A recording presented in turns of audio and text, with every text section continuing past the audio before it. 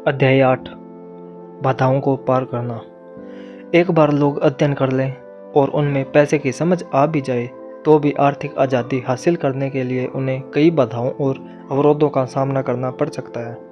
ऐसे 5 कारण हैं जिनके कारण पैसे की समझ रखने वाले लोग अपनी संपत्ति वाले कॉलम को ज़्यादा नहीं बढ़ा पाते। संपत्ति वाला कॉलम जिससे बहुत सारा कैश फ्लो आता है, संपत्ति वाला कॉलम जो उन्हें अपने सपने की ज़िंदगी जीने का मौका देता है और अपने बिल चुकाने के लिए हर दम काम करने के झंझट से मुक्ति दे सकता है। ये 5 कारण हैं। पहला डर, दूसरा सनकीपन, तीसरा आलस्य, चौथा बुरी आदतें, पांचवा जिद। कारण नंबर 1, पैसा खोने के डर से पार पाना। मैं कभी किसी ऐसे व्यक्ति से नहीं मिला जिसे पैसे का नुकसान अच्छा लगता हो, और मेरी ज़िंदगी में मैं कभी किसी अमीर व्यक्ति से नहीं मिला जिसने कभी पैसे का नुकसान न उठाया हो। परंतु मैं ऐसे बहुत से गरीब लोगों से ज़रूर मिला हूँ जिन्होंने एक दमड़ी भी नहीं खोई है निवेश में। पैसा खोने का डर स्वाभाविक है, यह हर व्यक्ति को होता है, अमीरों को भी। परंतु समस्या डर नहीं है, समस्या यह है कि आप इस डर का सामना किस तरह से करते हैं। पैसा खोने के बाद स्थिति से किस तरह निपटते हैं, आप असफलता को किस तरह से लेते हैं, यह आपके जीवन में बहुत महत्वपूर्ण है। यह ज़िंदगी में केवल पैसे के बारे में ही नहीं बल्कि हर चीज़ के बारे में सही है। एक अमीर व्यक्ति और एक गरीब व्यक्ति में मूलभूत अंतर यह होता है कि वे इस डर से किस तरह मुकाबला करते हैं। डरने में कोई बुराई नहीं है, पैसे के मामले में डरपोक होना भी कोई बुरी बात नहीं है। आप अब भी अमीर हो सकते हैं। हम सभी कुछ मौक़ों पर बहादुर होते हैं और कुछ मौक़ों पर डरपोक। मेरे दोस्त की पत्नी एक इमरजेंसी रूम की नर्स है। जब भी वह खून देखती है वह तत्परता से काम में जुट जाती है। जब भी मैं निवेश का जिक्र करता हूँ वह भाग जाती है। जब मैं खून देखता हूँ तो मैं नहीं भागता, मैं बेहोश हो जाता हूँ। मेरे अमीर डैडी पैसे के नुकसान के डर या फोबिया को समझते थे। कुछ लोग सांपों से डरते हैं, कुछ लोग पैसा गंवाने से डरते हैं। दोनों ही फोबिया है। उनका कहना था, पैसा गंवाने के बारे में उनका सुझाव यह छोटी पंक्ति थी: अगर आप जोखिम से घबराते हैं और चिंता करते हैं तो जल्दी शुरू कर दें। इसलिए बैंक तभी बचत की आदत डालना चाहती है जब आप छोटे होते हैं। अगर आप कम उम्र में शुरू करते हैं तो आपके लिए अमीर होना ज़्यादा आसान होगा। मैं इस बारे में ज़्यादा विस्तार से कुछ नहीं कहूँगा, परंतु 20 साल की उम्र में बचत शुरू करने वाले और 30 साल की उम्र में बचत शुरू करने वाले लोगों में बहुत फ़र्क होता है, बहुत ही बड़ा फ़र्क। कहा जाता है कि विश्व के अजूबों में से एक है चक्रवर्ती ब्याज की ताकत।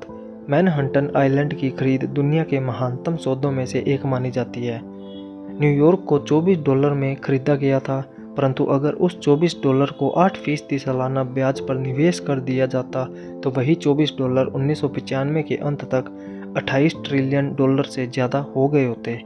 मैनहट्टन को 1995 की रियल एस्टेट की कीमतों पर दोबारा खरीदा जा सकता था, और इसके बाद भी इतना पैसा बच जाता कि लॉस एंजल्स का ज़्यादातर हिस्सा खरीदा जा सके।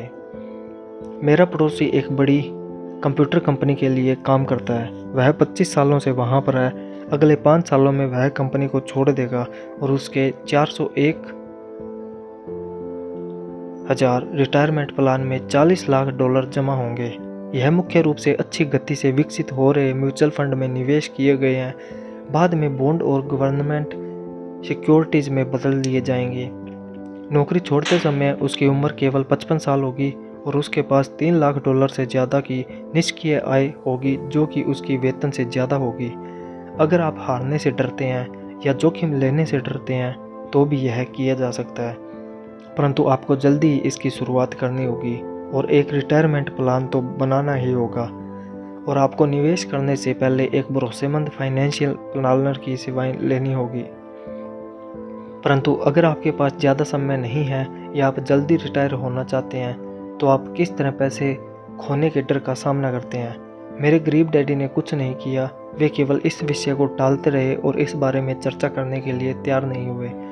दूसरी तरफ मेरे अमीर डैडी का सुझाव था कि मैं टेक्सास के लोगों की तरह ही मानसिकता रखूं। मैं टेक्सास और वहाँ के लोगों को पसंद करता हूँ। उनका कहना था, टेक्सास में हर चीज़ बड़े पैमाने पर होती है। जब टेक्सास के लोग जीतते हैं तो वह बड़ी जीत होती है और जब वे हारते हैं तो वह हार भी अद्भुत होती है। वे हारना पसंद करते हैं? मैंने पूछा। मेरे कहने का यह मतलब नहीं है, कोई भी हारना पसंद नहीं करता। मुझे एक खुश हारा हुआ व्यक्ति दिखा दो और मैं तुम्हें बता दूंगा कि हार ऐसी होती है, अमीर डैडी ने कहा। मैं जोखिम, पुरस्कार और असफलताओं के बारे में टेक्सास के लोगों के नज़रिए के बारे में बात कर रहा हूँ। वे ज़िंदगी के बारे में इसी तरह से सोचते हैं। वे बड़े स्तर पर जीते हैं। वे यहाँ के ज़्यादातर लोगों की तरह नहीं जीते, जो पैसे के मामले में बिल्कुल कॉकरोच की तरह होते हैं। जब कोई उन पर रोशनी डालता है तो कॉकरोच घबरा जाते हैं। जब किराने वाला उनकी चिल्लर में से चवन्नी कम कर देता है तो वे शोर मचाने लगते हैं, अमीर डैडी समझाते रहे। मुझे टेक्सास का नज़रिया सबसे ज़्यादा पसंद है। जब वे जीतते हैं तो उन्हें खुद पर गर्व होता है और जब वे हारते हैं तो वे शेखी बघारते हैं। टेक्सास में एक कहावत है, अगर आपको दिवालिया होना है तो बड़े पैमाने पर हुआ जाए। आप डुप्लेक्स के लिए दिवालिया हो जाएं, इसकी शेखी नहीं बघारी जा सकती। यहाँ पर ज़्यादातर लोग हारने से इतना डरते हैं कि उनके लिए दिवालिया होने के लिए डुप्लेक्स भी नहीं होता। वे माइक और मुझे यह लगातार बताया करते थे कि आर्थिक असफलता का सबसे बड़ा कारण यह होता है कि लोग खेल को बहुत ज़्यादा सुरक्षात्मक तरीके से खेलते हैं। लोग हारने से इतना ज़्यादा डरते हैं कि वे हार जाते हैं, ये उनके शब्द थे।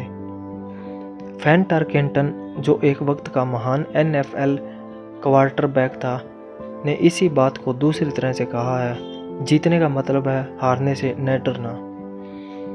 मेरी अपनी ज़िंदगी में मैंने यह पाया है कि जीत हमेशा हार के ठीक बाद आती है। जब मैंने आखिरकार मोटरसाइकिल चलाना सीखा तो उसके पहले मैं कई बार गिरा। मैं आज तक किसी गोल्फर से नहीं मिला हूँ जिसने कोई गोल्फ बॉल न घुमा दी हो।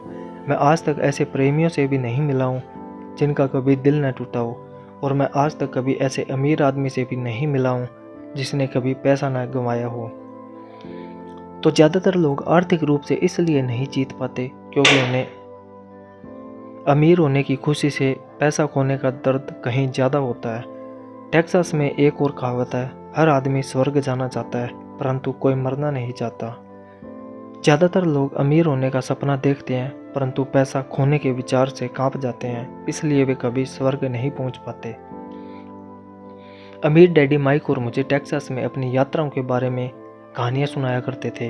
अगर आप वास्तव में यह सीखना चाहते हैं कि जोखिम को, हार और सफलता को किस तरह से संभाला जाए तो सैन एंटोनिया जाकर अलेमो को देखो। अलेमो उन बहादुर लोगों की महान कथा है जिनके पास सफलता की कोई उम्मीद नहीं थी, फिर भी यह जानते हुए भी उन्होंने लड़ने का विकल्प चुना। उन्होंने समर्पण करने के बजाय मरने का विकल्प चुना। यह पढ़ने योग्य प्रेरक कथा है। वैसे यह एक दुखद सैन्य हार है। वे आखिरकार असफल हुए, वे हार गए।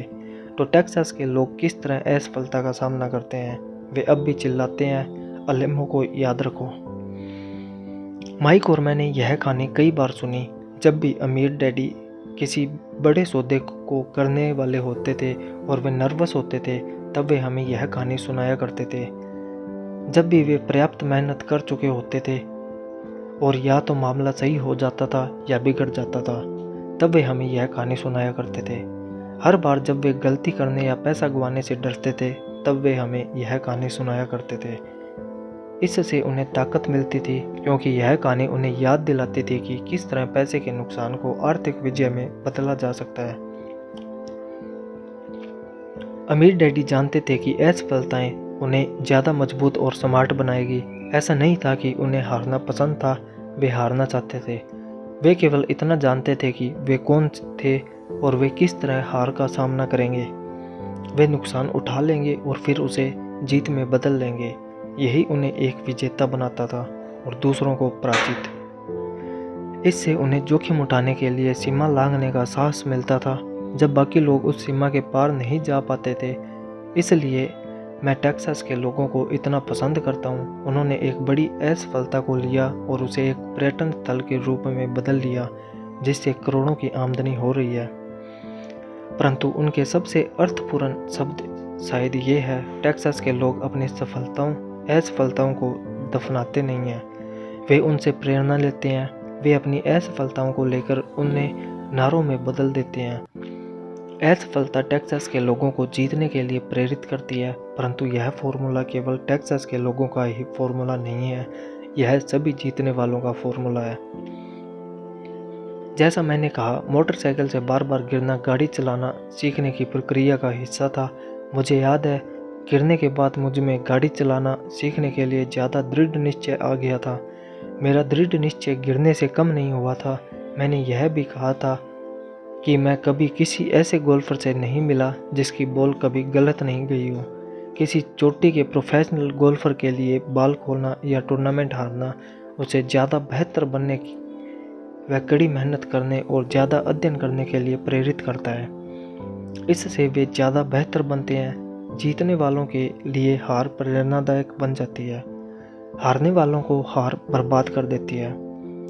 जॉन डी रॉकफेलर के शब्दों में, मैं हमेशा हर संकट को अवसर में बदलने की कोशिश करता था। और जापानी अमेरिकी होने के नाते मैं यह भी कह सकता हूँ, कई लोग कहते हैं कि पर्ल हार्बर अमेरिकी गलती थी, मैं कहता हूँ कि यह जापानी गलती थी।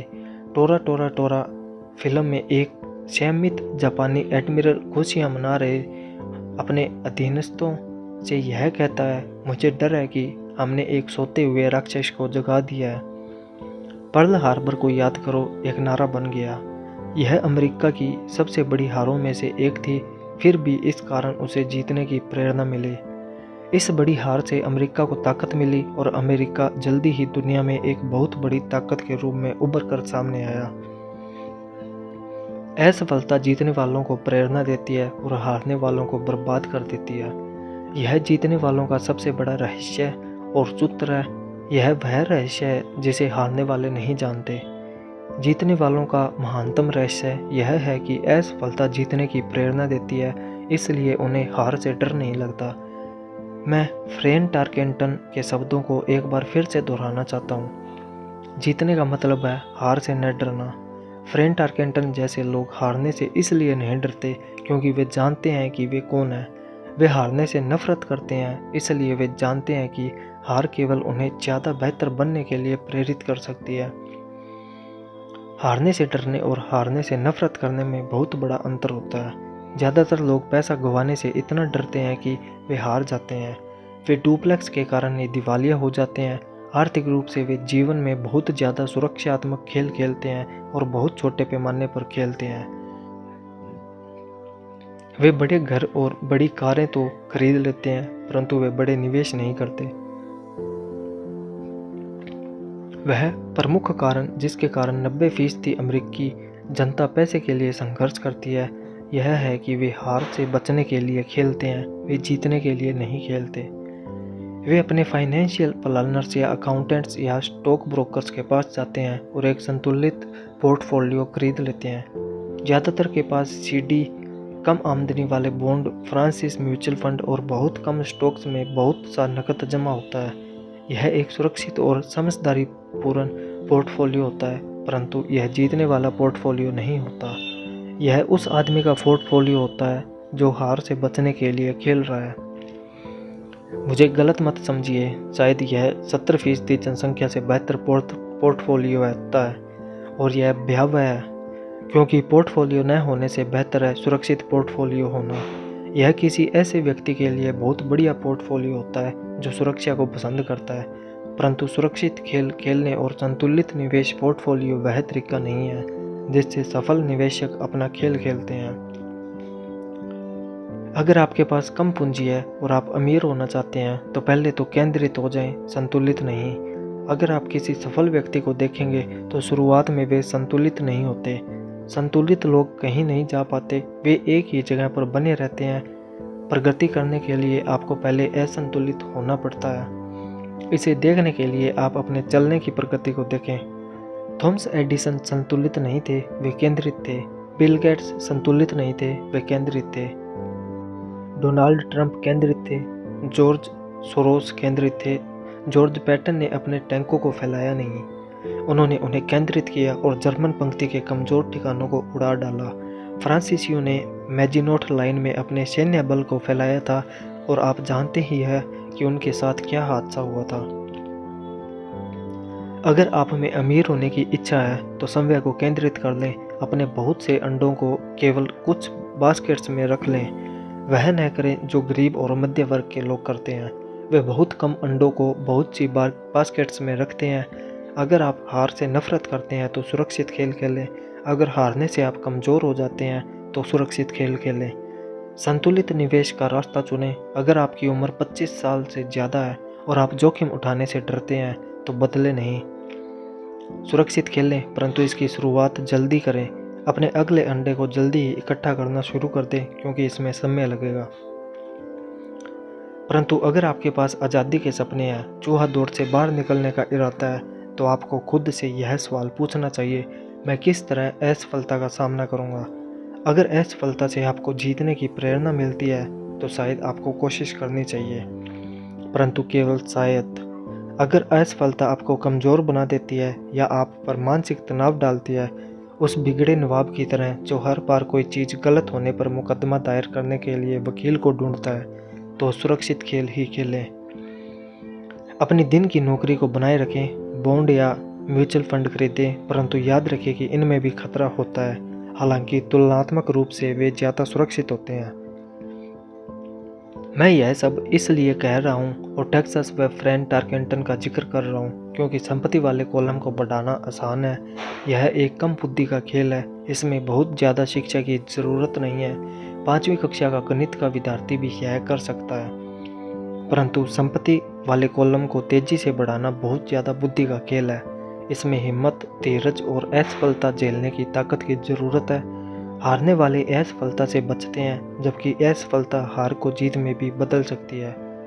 अलेमो को याद रखो। कारण नंबर 2, सनकीपन का सामना करना। आसमान गिर रहा है, आसमान गिर रहा है।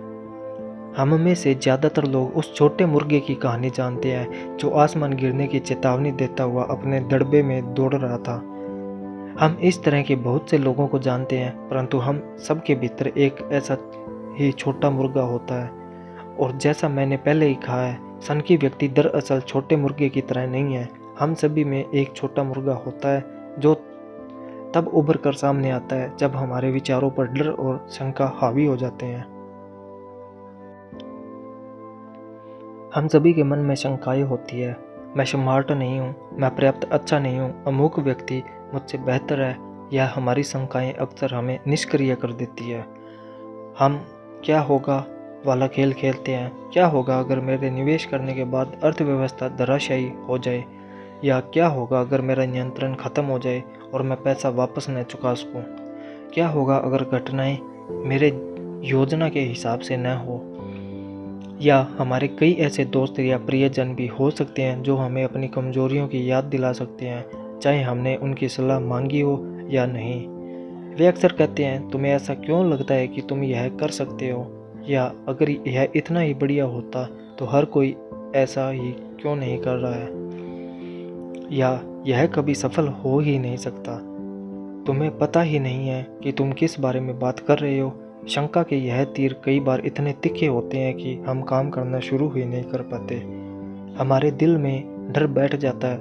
कई बार हम सो भी नहीं पाते। हम आगे बढ़ने में असफल होते हैं तो हम सुरक्षित चीज़ों के साथ ही बने रहते हैं और अवसर पर हमारे पास से होकर गुजर जाता है। हम जिंदगी को अपने पास से गुजरते हुए देखते हैं और हम अपने शरीर में जकड़न के कारण बिना हिले डुले बैठे रहते हैं। हमने इसे अपनी ज़िंदगी में कभी ना कभी इस तरह से महसूस किया होगा और कई लोगों के साथ यह बहुत बार हुआ होगा। फाइडेलिटी मैगलेन म्यूचुअल फंड के पीटर लिंच आसमान गिरने की चेतावनी को शोर कहकर पुकारते हैं और हम सभी इसे सुनते हैं। शोर या तो हमारे दिमाग में सुनाई देता है या फिर यह बाहर से आता है, प्राय दोस्तों से, परिवारों से, सहकर्मियों से और मीडिया से। लिंच 1950 के दशक के दौरान का अनुभव बताते हैं, जब परमाणु युद्ध का खतरा समाचार पत्रों में इतना ज़्यादा प्रचारित किया गया था कि लोगों ने फॉल आउट शेल्टर्स बना लिए थे और अनाज पानी इकट्ठा करना शुरू कर दिया था। अगर उन्होंने फॉल आउट शेल्टर बनाने के बजाय इस पैसे को समझदारी पूर्वक बाजार में निवेश कर दिया होता तो शायद आज वे आर्थिक रूप से स्वतंत्र होते। जब कुछ साल पहले लॉस एंजिल्स में दंगे भड़के तो सारे देश में बंदूक की बिक्री बढ़ गई। वाशिंगटन राज्य में एक आदमी हैमबर्गर के मांस के कारण मर जाता है और एरिज़ोना हेल्थ डिपार्टमेंट सभी रेस्तराओं को आदेश देता है कि बीफ को अच्छी तरह से पकाया जाए। एक दवाई की कंपनी राष्ट्रीय टीवी विज्ञापन में लोगों को सर्दी होते हुए दिखाती है। विज्ञापन फरवरी में दिखाया जाता है। सर्दी से ग्रस्त होने वालों की संख्या बढ़ जाती है और उस दवा की बिक्री भी। ज़्यादातर लोग गरीब होते हैं क्योंकि जब निवेश की बात आती है तो संसार में ऐसे छोटे मुर्गों की संख्या बहुत है जो यह चिल्लाते हुए घूम रहे हैं, आसमान गिर रहा है, आसमान गिर रहा है। और छोटे मुर्गे इसलिए प्रभावित होते हैं क्योंकि हम सभी के अंदर एक छोटा मुर्गा होता है। विनाश की अफवाहों और बुरे समय की कल्पना से आपके मन में शंका और डर पैदा न हो, इसमें बहुत ज़्यादा बहादुरी की ज़रूरत होती है।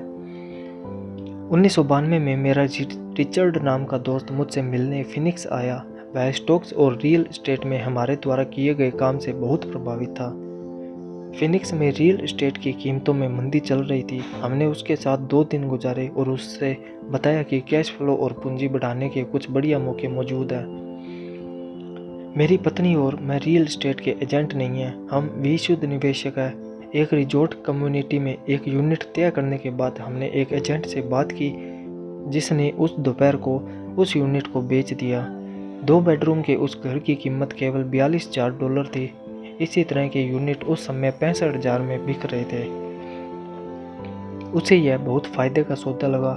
रोमांचित होकर उसने इसे खरीद लिया और बोस्टन लौट गया। 2 सप्ताह बाद एजेंट ने हमें फ़ोन किया कि हमारा दोस्त पीछे हट गया था। मैंने तत्काल उसे फ़ोन करके इसका कारण पता किया। उसने इतना ही कहा कि उसने इस विषय पर अपने पड़ोसी से चर्चा की थी और उसके पड़ोसी ने उससे कहा था कि यह एक बुरा सौदा था क्योंकि वह ज़्यादा महंगे में खरीद रहा था। मैंने रिचर्ड से पूछा कि क्या उसका पड़ोसी निवेशक है। रिचर्ड ने कहा नहीं। फिर मैंने उससे पूछा कि उसने उसकी सलाह क्यों मानी, तो रिचर्ड सुरक्षात्मक हो गया और उसने बस यही कहा कि वह ज़्यादा जांच पड़ताल करना चाहता था। फिनिक्स में रियल एस्टेट बाजार के दिन पलटे और 1994 में उस छोटे से यूनिट से $1,000 प्रति माह किराया मिल रहा था। जाड़े के पीक सीजन में $2,500 प्रति माह। 1995 में यूनिट की कीमत बढ़कर $95,000 हो गई थी। रिचर्ड को इतना ही करना था कि वह शुरुआत में $5,000 चुका दे और चूहा दौर से बाहर निकलने की प्रक्रिया शुरू हो जाती। आज भी वह कुछ नहीं कर पाया है और फिनिक्स के सौदे जैसे मौके अब भी मौजूद हैं, बस आपको उन्हें कुछ ज़्यादा गौर से देखना पड़ेगा। रिचर्ड के पीछे हटने से मुझे ताज्जुब नहीं हुआ था। इसे खरीदार का पछतावा कहा जाता है और यह हम सब को प्रभावित करता है। यही शंकाएं हमें ले डूबती है। छोटा मुर्गा जीत जाता है और हम आज़ादी का मौका गंवा देते हैं। दूसरे उदाहरण में मैं सीडी के बजाय टैक्स लियन सर्टिफिकेट्स में अपनी संपत्ति का कुछ हिस्सा रखता हूँ। मैं अपने पैसे पर 16% प्रतिवर्ष कमाता हूँ, जो बैंकों द्वारा दिए जाने वाले 5% से निश्चित रूप से काफ़ी ज़्यादा है। यह प्रमाण पत्र रियल एस्टेट द्वारा सुरक्षित होते हैं और राज्य के कानून द्वारा सुरक्षित होते हैं, जो निश्चित रूप से ज़्यादातर बैंकों से ज़्यादा बेहतर होते हैं। जिस आधार पर उन्हें खरीदा जाता है वह भी काफ़ी सुरक्षित फॉर्मूला है। उनमें सिर्फ एक दिक्कत यह होती है कि उन्हें बुनाया नहीं जा सकता, तो मैं उन्हें 2 से 7 साल की सीडी मान लेता हूँ। हर बार जब भी मैं किसी को बताता हूँ, खासकर उसे जिसने अपना पैसा सीडी में रखा है, कि मैं अपने पैसे को इस तरह रखता हूँ, तो वे मुझसे बताते हैं कि यह खतरनाक है। वे मुझे बताते हैं कि मुझे ऐसा नहीं करना चाहिए। मैं उनसे पूछता हूँ कि उन्हें यह ज्ञान कहाँ से मिला, तो वे कहते हैं कि उनके दोस्त या निवेश की पत्रिका से। उन्होंने ऐसा कभी नहीं किया और वे दूसरे व्यक्ति को जो ऐसा कर रहा है यह बता रहे हैं कि उसे ऐसा क्यों नहीं करना चाहिए। मैं जिस सबसे कम आमदनी की उम्मीद करता हूँ वह 16% होती है, परंतु जिन लोगों के मन में शंका होती है वे केवल 5% से ही संतुष्ट हो जाते हैं। शंका बहुत महंगी साबित होती है। मेरा मानना है कि यही संदेह और सनकीपन ज़्यादातर लोगों को गरीब बनाए रखता है और उनसे सुरक्षित खेल खिलवाता है। असली दुनिया इंतजार कर रही है कि आप अमीर बने। केवल आपके संदेह ही आपको गरीब बनाए हुए हैं। जैसा मैंने कहा, चूहा दौड़ से बाहर निकलना तकनीकी रूप से आसान है। इसमें ज़्यादा शिक्षा की ज़रूरत नहीं होती, परंतु इन संदेहों के कारण ज़्यादातर लोग इस से बाहर नहीं निकल पाते। शंकालु लोग कभी नहीं जीत पाते, अमीर डैडी का कहना था। शंका और डर के कारण व्यक्ति संदेहवादी बन जाता है। शंकालु व्यक्ति आलोचना करते हैं, जबकि जीतने वाले लोग विश्लेषण करते हैं। यह उनकी एक और पसंदीदा कहावत थी। अमीर डैडी ने यह स्पष्ट किया कि आलोचना से दिमाग बंद जाता है, जबकि विश्लेषण से आंखें खुल जाती है। विश्लेषण से जीतने वाले यह देख सकते हैं कि आलोचक अंधे हैं, और वे उन मौक़ों को भी देख सकते हैं जो और किसी को नहीं दिख पाते हैं। और दूसरे लोग जिन मौक़ों को नहीं देख पाते, उन्हें देखने की क्षमता किसी भी तरह की सफलता की कुंजी है। जो लोग पैसे की आज़ादी ढूंढ रहे हैं, उनके लिए रियल एस्टेट निवेश का एक दमदार तरीका है। यह निवेश का एक अद्भुत तरीका है, परंतु जब भी मैं रियल एस्टेट का जिक्र करता हूं तो मुझे यह सुनने को मिलता है, मैं टॉयलेट नहीं सुधारना चाहता। इसी को पीटर लिंच शोर कहते हैं। इसी को मेरे अमीर डैडी शंकालु लोगों के बहाने कहते हैं। ऐसे लोग जो केवल आलोचना करते हैं, विश्लेषण नहीं करते।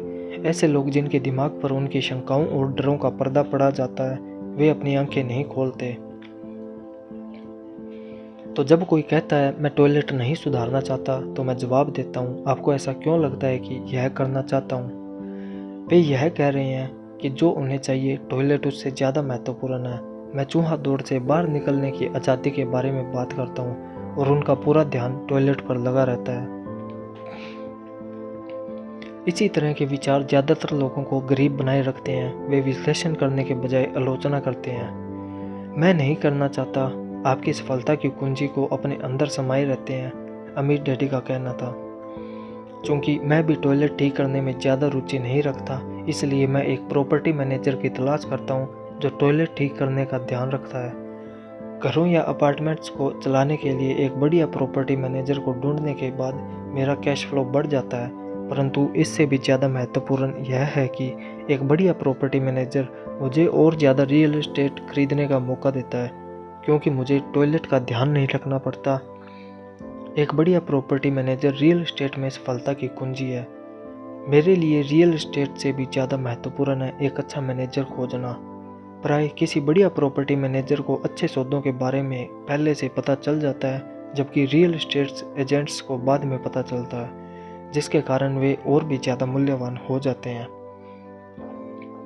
मैं नहीं करना चाहता को सफलता की कुंजी कहने के पीछे अमीर डैडी का यही मतलब था। चूँकि मैं भी टॉयलेट ठीक नहीं करना चाहता, इसलिए मैंने यह विचार किया कि किस तरह ज़्यादा रियल एस्टेट खरीदी जाए और चूहा दौड़ से बाहर निकलने की प्रक्रिया तेज की जाए। जो लोग यह कहना जारी रखते हैं मैं टॉयलेट नहीं सुधारना चाहता, वे अक्सर इस सशक्त निवेश माध्यम से खुद को वंचित रखते हैं। उनके लिए टॉयलेट उनकी आज़ादी से ज़्यादा महत्वपूर्ण होता है। स्टॉक मार्केट में मैं अक्सर लोगों को यह कहते हुए सुनता हूँ, मैं अपना पैसा नहीं गंवाना चाहता। उन्हें ऐसा क्यों लगता है कि मैं या कोई और व्यक्ति पैसा गंवाना पसंद करते हैं? वे सिर्फ इसलिए पैसा नहीं बना पाते क्योंकि वे पैसा गंवाने के लिए तैयार नहीं होते। विश्लेषण करने के बजाय वे एक और सशक्त निवेश के माध्यम यानी स्टॉक मार्केट की तरफ से अपने दिमाग को बंद कर लेते हैं। दिसंबर 1996 में मैं अपने मित्र के साथ नज़दीकी गैस स्टेशन के पास से गुजर रहा था। उसने देखा और अनुमान लगाया कि तेल की कीमतें बढ़ जाएगी। मेरा दोस्त बहुत चिंता करता रहता है, यह छोटा मुर्गा है। उसके हिसाब से आसमान हमेशा गिरने वाला होता है और अक्सर आसमान उसी के सिर पर गिरता है। जब हम घर पहुंचे तो उसने मुझे वह तमाम कड़े बताए कि अगले कुछ सालों में तेल की कीमतें क्यों बढ़ेगी। यह आंकड़े मुझे पहले पता नहीं, हालांकि मैंने वर्तमान ऑयल कंपनी में बहुत से शेयर खरीदे हुए थे। उस सूचना के आधार पर मैंने तत्काल एक नई ऑयल कंपनी की खोज शुरू कर दी जिसे उसके वास्तविक मूल्य से कम आंका गया हो। मुझे ऐसी ऑयल कंपनी मिल गई जो तेल के कुछ भंडारों को खोजने वाली थी। मेरा ब्रोकर इस नई कंपनी को लेकर खासा रोमांचित हो गया और मैंने 65 सेंट प्रति शेयर की दर पर 15,000 शेयर खरीद लिए। फरवरी 1997 में मैं उसी दोस्त के साथ उसी गैस स्टेशन के पास से गुजर रहा था और कीमत प्रति गैलन 15% बढ़ चुकी थी। एक बार फिर छोटा मुर्गा चिंता करने लगा और शिकायत करने लगा। मैं मुस्कुराया क्योंकि जनवरी 1997 में उस छोटी ऑयल कंपनी ने तेल खोज लिया था और वह 15,000 शेयर अब बढ़कर $3 प्रति शेयर हो गए थे। और मेरे दोस्त के अनुसार गैस की कीमतें लगातार बढ़ती रहेगी। विश्लेषण करने के बजाय यह छोटे मुर्गे अपने दिमाग को बंद कर लेते हैं। अगर ज़्यादातर लोग यह समझ लें कि स्टॉक मार्केट निवेश में स्टॉप किस तरह काम करते हैं, तो ज़्यादातर लोग हार से बचने के बारे में अपना ध्यान नहीं लगाएंगे और जीतने के लिए निवेश करेंगे। स्टॉप एक कंप्यूटर निर्देश है जो भाव गिरने पर आपके शेयर को अपने आप बेच देता है ताकि आपका कम से कम नुकसान हो और आपको ज़्यादा से ज़्यादा फ़ायदा मिल सके। जो लोग हारने से घबराते हैं उनके लिए यह एक बहुत अच्छा तरीका है। तो जब भी मैं लोगों में नहीं चाहता पर ध्यान केंद्रित करते हुए देखता हूँ और वे क्या चाहते हैं इस पर ध्यान केंद्रित करते हुए नहीं देखता हूँ, तो मैं समझ लेता हूँ कि उनके दिमाग में शोर की आवाज़ बहुत तेज होगी। छोटा मुर्गा उनके दिमाग पर हावी होगा, तभी वे चीख रहे हैं। आसमान गिर रहा है और टॉयलेट टूट रहे हैं, इसलिए वे अपनी अनचाही चीज़ों से बचते हैं, परंतु वे इसकी भारी कीमत चुकाते हैं। वे ज़िंदगी से जो चाहते हैं वह शायद उन्हें कभी न मिल पाए। अमीर डैडी ने मुझे छोटे मुर्गे को देखने का एक तरीका सुझाया। वही करो जो कर्नल सैंडर्स ने किया। 66 साल की उम्र में उनका व्यवसाय चौपट हो गया था और वे अपनी सोशल सिक्योरिटी के चेक पर गुजर बसर कर रहे थे। इतना ही नहीं, वे फ्राइड चिकन की अपनी रेसिपी के साथ पूरे देश में इसे बेचने की कोशिश कर रहे थे। किसी के हाँ कहने के पहले इस रेसिपी के लिए 1009 बार नाहक कह गया और वे उस उम्र में करोड़पति बने जिस उम्र में लोग काम छोड़कर आराम करना चाहते हैं। वे एक बहादुर और जिद्दी व्यक्ति थे। अमीर डैडी हॉलैंड सैंडर्स के बारे में कहा करते थे, जब भी आप शंका में हो और थोड़े डरे हुए हो तो वही करें जो कर्नल सैंडर्स ने अपने छोटे मुर्गे के साथ किया, उसे फ्राई कर लें। कारण नंबर 3, आलस्य। व्यस्त लोग अक्सर बहुत आलसी होते हैं। हम सभी ने उस व्यवसायी की कहानियाँ पढ़ी है जो पैसे कमाने के लिए कड़ी मेहनत करता है। वह अपनी पत्नी और बच्चों की सुख सुविधा के लिए काफ़ी मेहनत करता है। वह ऑफिस में बहुत देर तक काम करता है और सप्ताह में भी ऑफिस के काम को घर पर ले आता है। एक दिन वह जब घर लौटता है तो उसे घर सुनना मिलता है। उसकी पत्नी अपने बच्चों के साथ घर छोड़कर चली जाती है। उसे पता था कि उसके और उसकी पत्नी के बीच में मतभेद है, परंतु उस रिश्ते को ज़्यादा मजबूत बनाने के बजाय वह काम में ही व्यस्त बना रहा। निराश होकर वह अपने काम के प्रति लापरवाह हो जाता है और उसके काम पर इतना ज़्यादा असर पड़ता है कि उसकी नौकरी चली जाती है। आज मैं बहुधा ऐसे लोगों से मिलता हूँ जो इतने व्यस्त हैं कि उन्हें अपनी संपत्ति की परवाह करने की भी फिक्र नहीं है, और ऐसे लोग भी हैं जो इतने ज़्यादा व्यस्त हैं कि उन्हें अपने स्वास्थ्य की परवाह नहीं है। दोनों का कारण एक ही है, वे व्यस्त हैं और वे व्यस्त बने रहना चाहते हैं क्योंकि वे किसी चीज़ का सामना नहीं करना चाहते। उन्हें यह बताने की ज़रूरत नहीं है, अंदर से वे खुद जानते हैं। वास्तव में अगर आप उन्हें याद दिलाएं तो वे गुस्सा हो जाते हैं या चिढ़ जाते हैं। अगर वे नौकरी में या बच्चों के साथ व्यस्त नहीं हैं तो वे टीवी देखने, मछली पकड़ने, गोल्फ खेलने या शॉपिंग करने में व्यस्त होते हैं, परंतु अंदर से वे जानते हैं कि वे किसी महत्वपूर्ण चीज़ का सामना करने से कतरा रहे हैं। यह आलस का सबसे आम रूप है। यहाँ आलस का मतलब है व्यस्त बने रहना। तो आलस का इलाज क्या है? जवाब है थोड़ा सा लालच। हम में से ज़्यादातर लोगों का लालन पालन इस तरह से किया गया है कि हम लालच या इच्छा को बुरा समझते हैं। मेरी माँ कहा करती थी, आलसी लोग बुरे लोग होते हैं, परंतु हम में से हर एक अच्छी चीज़ें, नई चीज़ें, रोमांचक चीज़ें हासिल करना चाहता है। तो उस इच्छा की भावना को काबू में रखने के लिए प्राय माँ बाप इच्छा को अपराध बोध से जोड़ देते हैं। तुम हमेशा अपने बारे में ही सोचते रहो। क्या तुम्हें नहीं मालूम कि तुम्हारे भाई बहन भी है? यह मेरी माँ की फेवरेट कहावत थी। या तुम क्या खरीदना चाहते हो? मेरी डैडी की फेवरेट कहावत थी। तुम ऐसा सोचते हो जैसे हमारे पास बहुत पैसा है। क्या तुम सोचते हो कि पैसा पेड़ पर लगता है? हम अमीर नहीं हैं, तुम तो जानते ही हो। मुझ पर शब्दों का तो उतना असर नहीं पड़ा, परंतु उन शब्दों में जो गुस्सा और अपराध बोध का सम्मिश्रण था, उसका मुझ पर बहुत ज़्यादा असर हुआ। या इसके विपरीत अपराध बोध का जाल यह था, मैं तुम्हारे लिए यह खरीद कर अपने जीवन का बलिदान दे रहा हूँ। मैं तुम्हारे लिए यह इसलिए खरीद रहा हूँ क्योंकि जब मैं छोटा था तो मेरे माँ बाप मुझे यह खरीद कर नहीं दे पाए थे। मेरा एक पड़ोसी है जो पूरी तरह दिवालिया है, परंतु वह अपनी कार को अपने गैरेज में पार्क नहीं कर सकता। गैरेज में उसके बच्चों के खिलौने भरे पड़े हैं। उन बिगड़े हुए बच्चों को मुँह मांगी चीज़ मिल जाती है। उस पड़ोसी के शब्द है, मैं नहीं चाहता कि उन्हें किसी चीज़ की कमी हो। उसने उनके कॉलेज के लिए या अपने रिटायरमेंट के लिए कुछ भी अलग से बचाकर नहीं रखा है, परंतु उसके बच्चों को हर खिलौना मिल जाता है। उसे डाक में एक नया क्रेडिट कार्ड मिल जाता है और वह अपने बच्चों को घुमाने के लिए लॉस वेगास ले गया। मैं यह अपने बच्चों के लिए कर रहा हूँ। यह उसके महान बलिदान के शब्द थे। अमीर डैडी इस वाक्य से चिढ़ते थे, मैं इसे नहीं खरीद सकता। मेरे असली घर में मुझे यही वाक्य अक्सर सुनने को मिल जाता था। इसके बजाय अमीर डैडी चाहते थे कि उनके बच्चे यह कहे, मैं इसे किस तरह खरीद सकता हूँ। उनका तर्क था कि मैं इसे नहीं खरीद सकता। इस वाक्य से आप अपने दिमाग का दरवाज़ा बंद कर लेते हैं। इसे अब और ज़्यादा सोचने की ज़रूरत नहीं होती। मैं इसे किस तरह खरीद सकता हूँ वाक्य से आपके दिमाग के दरवाजे खुल जाते हैं। इससे यह सोचने पर मजबूर होता है और जवाब ढूंढता है। परंतु सबसे महत्वपूर्ण बात तो यह है कि मैं इसे नहीं खरीद सकता यह वाक्य झूठा होता है और इंसान की आत्मा यह बात जानती है।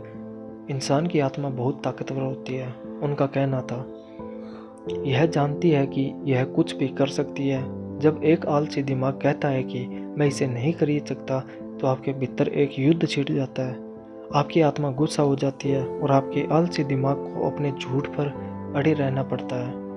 आत्मा चीखती है, चलो भी हम जिम चलकर कसरत करते हैं, और आलसी दिमाग कहता है, परंतु मैं थक चुका हूँ, आज मैंने सचमुच बहुत काम किया है। या इंसान की आत्मा कहती है, मैं गरीबी से थक गई हूँ, चलो इस दलदल से निकलते हैं और अमीर बनते हैं। इस पर आलसी दिमाग कहता है, अमीर लोग लालची होते हैं, इसके अलावा इसमें झंझट और तकलीफ बहुत है, यह सुरक्षित नहीं है, मेरा पैसा डूब सकता है, पैसे भी मैं बहुत मेहनत कर रहा हूँ, मेरे पास पहले से भी बहुत कम है।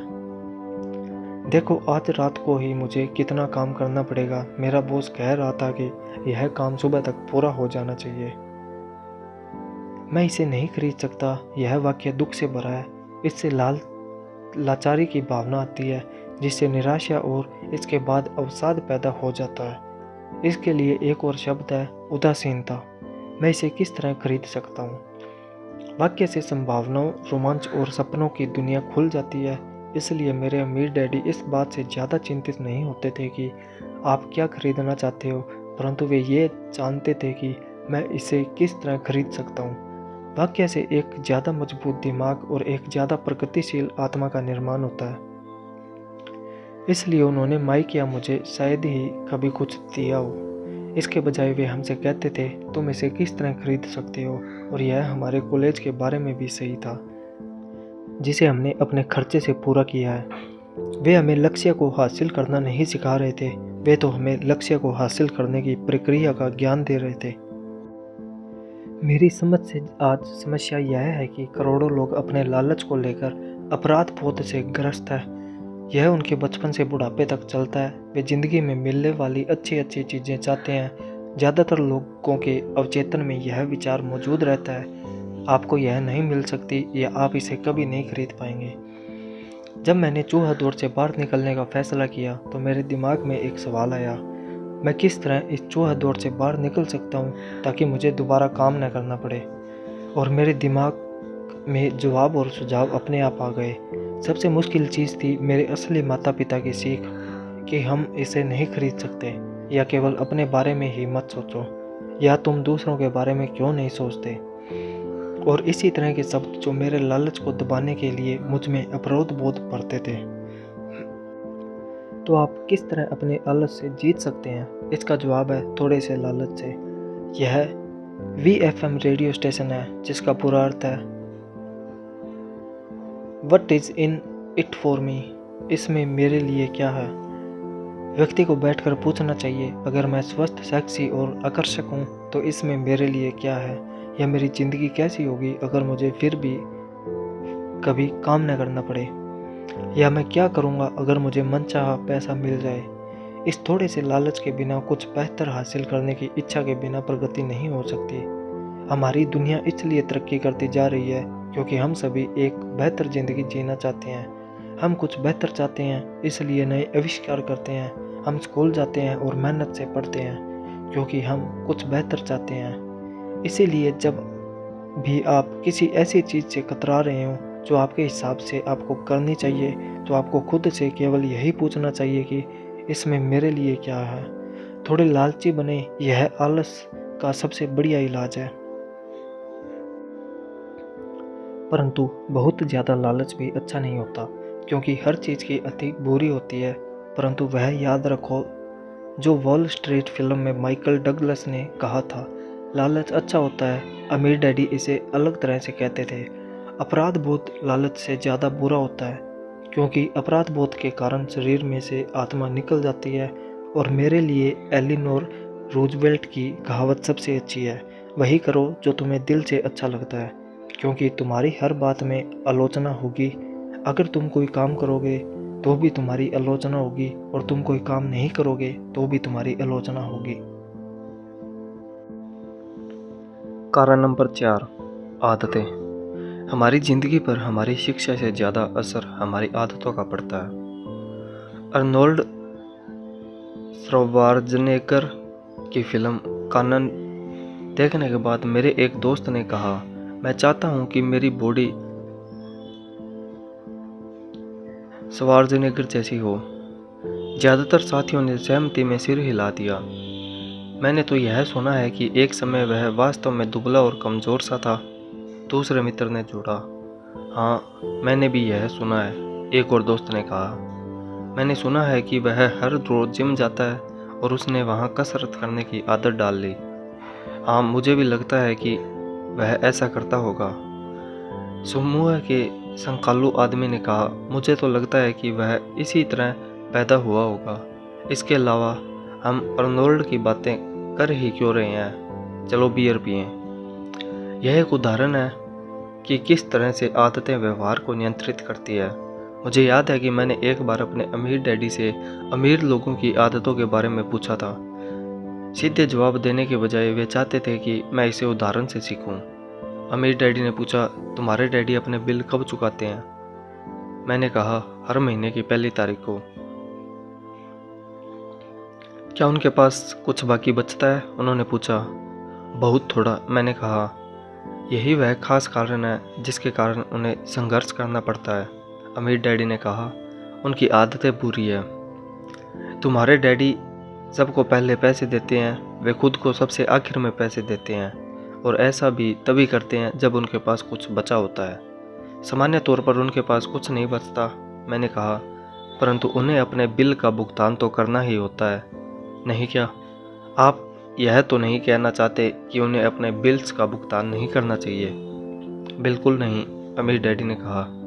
मैं समय पर अपने बिल चुकाने में पूरी तरह विश्वास करता हूँ। मैं केवल खुद को सबसे पहले पैसे देता हूँ, सरकार को पैसे देने से पहले। परंतु तब क्या होगा जब आपके पास पर्याप्त पैसा नहीं हो? मैंने पूछा, ऐसी स्थिति में आप क्या करते हैं?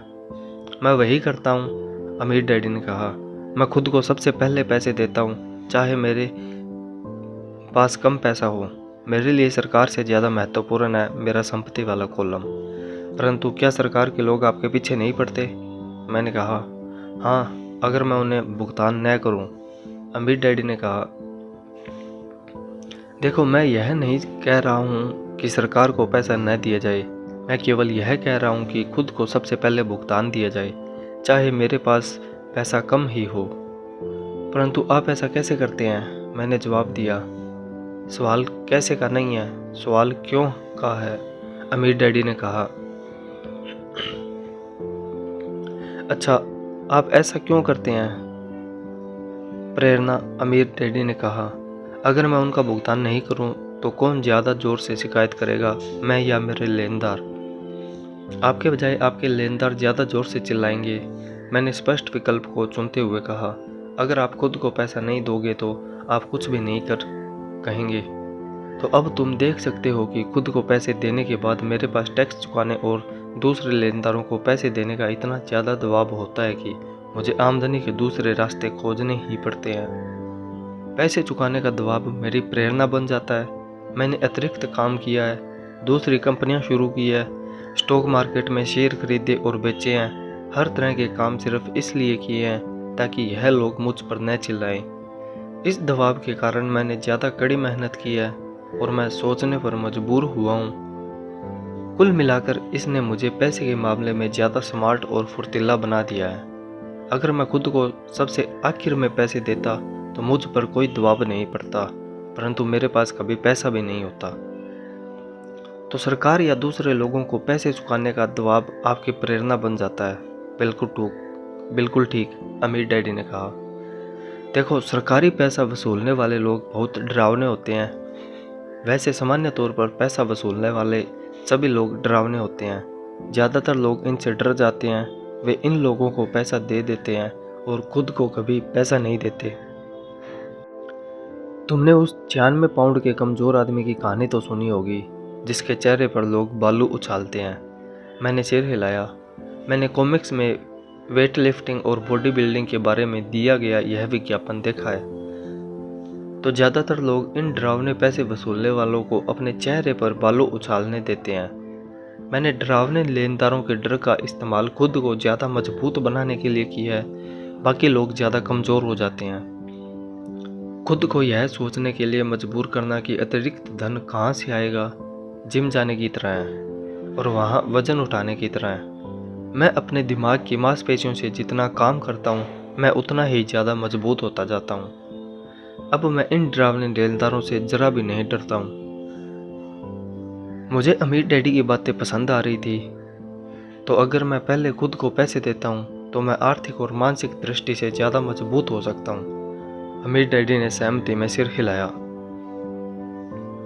और अगर मैं खुद को सबसे आखिर में पैसे देता हूँ या बिल्कुल भी पैसे नहीं देता हूँ तो मैं कमज़ोर हो जाता हूँ। इसलिए बॉस, मैनेजर, टैक्स वसूलने वाले, बिल वसूलने वाले और मकान मालिक जैसे लोग मुझे ज़िंदगी भर इधर उधर ठोकर मारते रहेंगे, सिर्फ इसलिए क्योंकि पैसे के बारे में मेरी आदतें अच्छी नहीं हैं।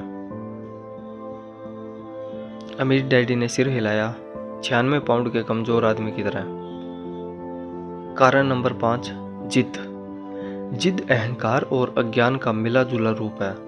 जो मैं जानता हूँ उससे पैसा आता है, जो मैं नहीं जानता उसके कारण मैं पैसा खोता हूँ। हर बार जब मैंने जिद की है मैंने पैसा गंवाया है। वह इसलिए क्योंकि जब मैं जिद करता हूँ तो मैं दरअसल यह भरोसा करता हूँ कि जो मैं नहीं जानता वह महत्वपूर्ण नहीं है। अमीर डैडी मुझे अक्सर बताया करते थे। मैंने पाया कि कई लोग जिद का प्रयोग अपना अज्ञान छुपाने के लिए भी करते हैं। जब मैं फाइनेंशियल स्टेटमेंट्स पर अकाउंटेंट्स या निवेशकों से चर्चा करता हूँ तो ऐसा अक्सर होता है। वे चर्चा में अपनी जिद के आधार पर जीतना चाहते हैं। मैं समझ जाता हूँ कि जिस मुद्दे पर बात हो रही है उसके बारे में उन्हें पर्याप्त ज्ञान नहीं है।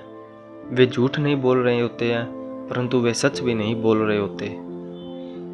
धन, फाइनेंस और निवेश की दुनिया में ऐसे कई लोग हैं जिन्हें यह पता ही नहीं होता कि वे किस बारे में बात कर रहे हैं। पैसे के उद्योग में ज़्यादातर लोग सेकंड हैंड कार के सेल्समैन की तरह व्यवहार करते हैं। जब आप जानते हो कि आप किसी विषय में अज्ञानी हैं तो उस क्षेत्र में किसी विशेषज्ञ को ढूंढकर या उस विषय पर कोई अच्छी पुस्तक पढ़कर अपना ज्ञान बढ़ाना शुरू कर दें।